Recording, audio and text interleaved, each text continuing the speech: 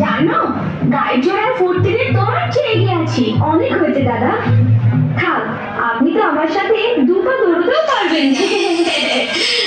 তুমি আমার শক্তিকে চেনো না কার্তিক।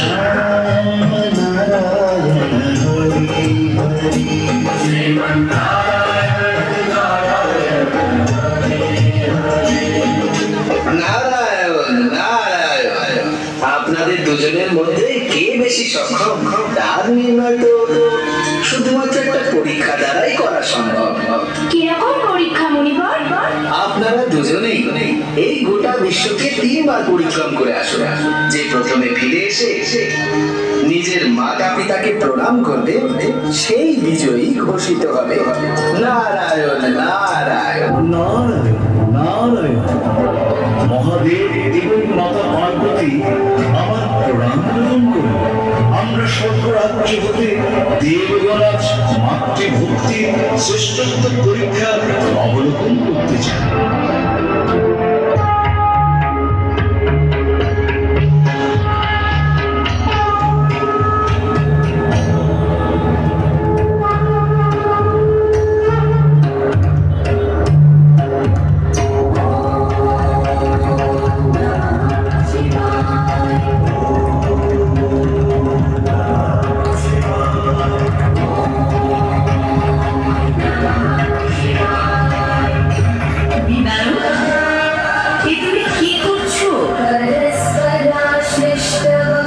বিশ্ব পরিক্রমা করছি মা।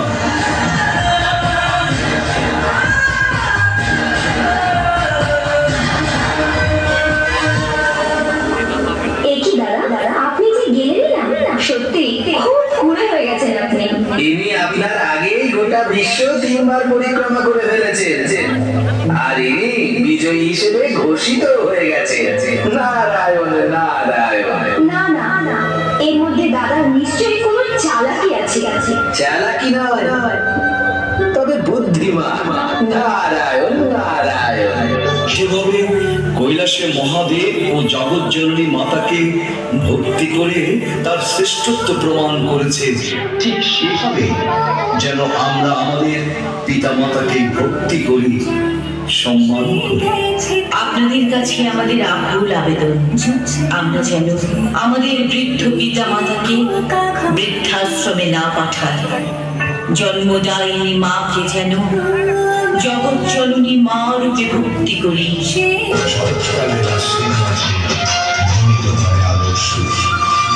আকাশ থেকে অন্তর্হিত হয় বর্ষণ ঘন মেঘের রাশি। প্রকৃতি হয়ে ওঠে শস্য শ্যামলা আলোক উজ্জ্বল। তার অন্তরে জেগে ওঠে জ্যোতির্ময়ী আগমন বার্তা।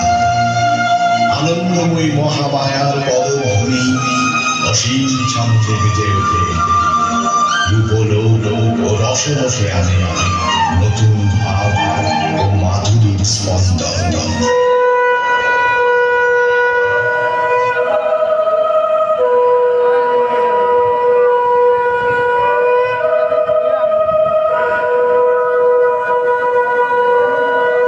ओम ब्रह्मदेवाय नमो नमः। ओम ब्रह्मदेवाय नमो नमः।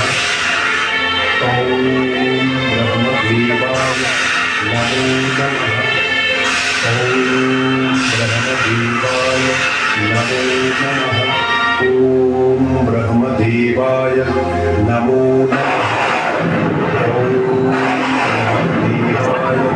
नमो नमः।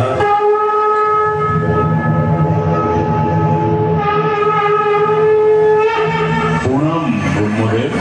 আমি তোমার কঠোর তপস্যায় তুষ্ট হয়েছি। বলো তুমি কি বর চাও? হে জগতের সৃষ্টিকর্তা ব্রহ্মদেব, যদি আমার তপস্যায় সন্তুষ্ট হয়ে থাকেন তবে আমায় অমরত্ব প্রদান করুন। বৎস, এই মর্তলোকে আমার সকল সৃষ্টির লয় অনিবার্য। অতএব জন্মের সাথে মৃত্যু অবধারিত।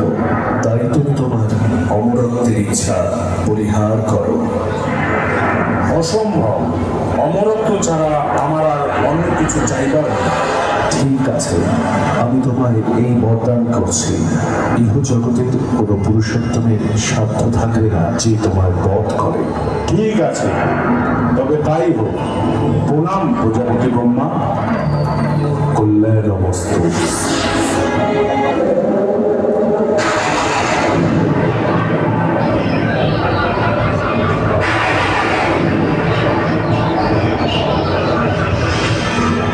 আমি অমর।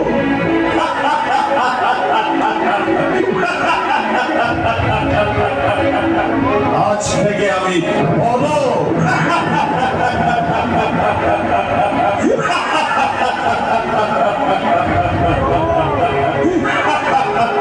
এবার সময় এসেছে পিতৃহত্যার প্রতিশোধ নেওয়া।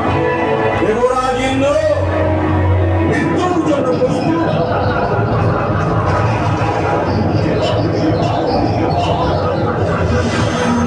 স্বর্গে তখন হাহাকার রব, ভূমি দখল করেছে দানব, দেবতাদের অন্তঃপুর জুড়ে দাপিয়ে বেড়াচ্ছে মহিষাসুর।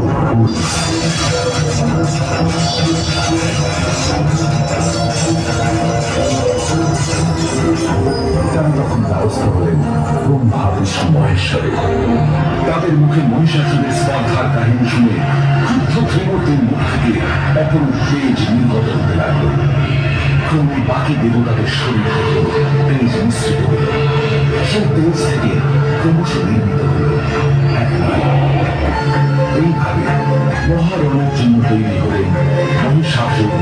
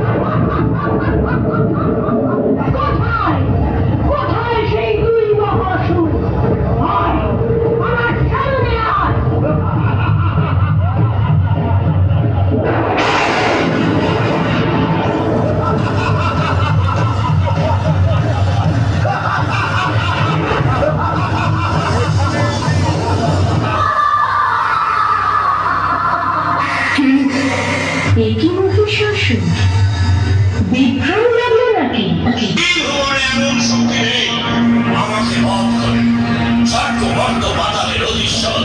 আমি মহিষাসুর।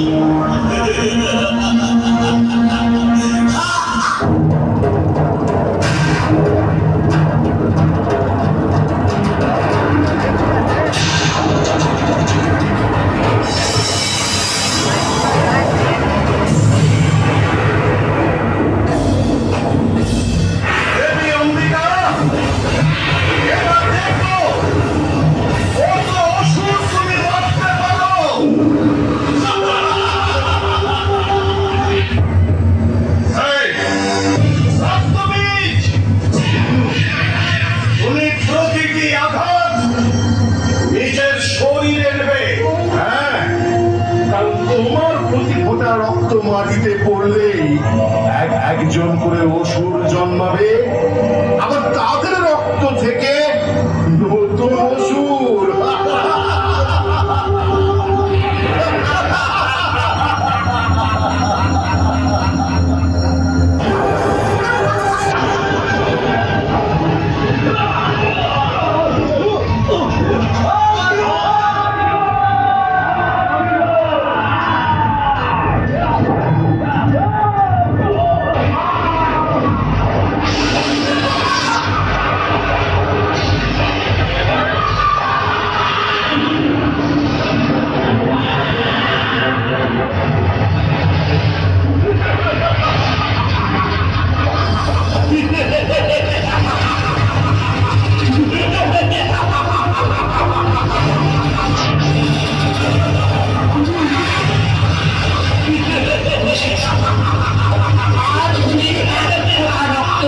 আমাকে করবে না।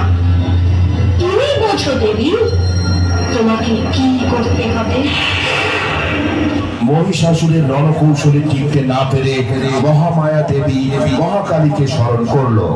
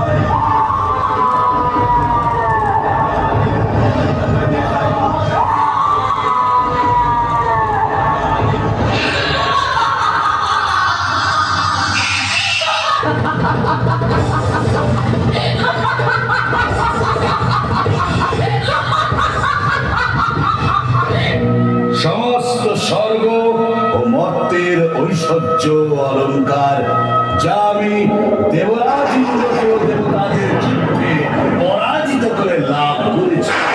যুদ্ধে দেবতারা আমার শক্তির পরিচয় পেয়েছে, আমায় গ্রহণ করো। ওহে দানব, আমার দ্বারাই এই বিশ্ব সৃষ্টি, আমি তার পরমা। তুমি নির্বোধ, তাই আমার সর্বশক্তিমান ছাড়া কোন সঙ্গই আমার কাছে কাঙ্ক্ষিত নয়। যুদ্ধ করো। এত যখন যুদ্ধের বাসনা, তবে এসো, যুদ্ধেই তোমায় পরাজিত করে আমার তিলক জয়ের বাসনা পূর্ণ করি। দেখে নাও তবে আমার শক্তি আর সাহস।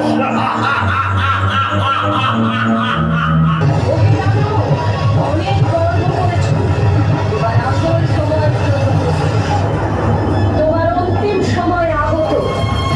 দেবতাদের ভয় খোঁজাতে আর স্বর্গে শান্তি ফেরাতে তোমার বিনাশ হবে। তৈরি হও।